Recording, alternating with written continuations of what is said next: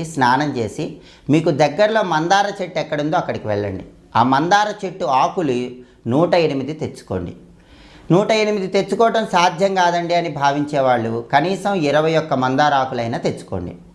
దాంతోపాటు మీరు మందార చెట్టు కాడ కూడా ఒకటి తెచ్చుకోండి.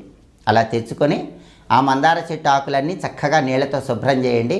కాడ కూడా నీళ్ళతో కడుక్కోండి. వాటిని ఆరబెట్టండి.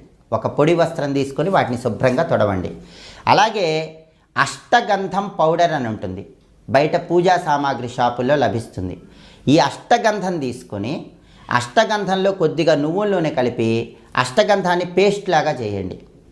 మీరు చక్కగా సిద్ధం చేసుకున్న మందార కాడ ఉంటుంది కదా, ఆ కాడని ఈ అష్టగంధం పేస్టులో ముంచి ఆ కాడతో ప్రతి మందార ఆకు మీద ఓం అని రాయండి. మీరు 108 ఆకులు తెచ్చుకుంటే 108 ఆకుల మీద ఓం అని రాయండి. 21 ఆకులు తెచ్చుకుంటే 21 ఆకుల మీద ఓం అని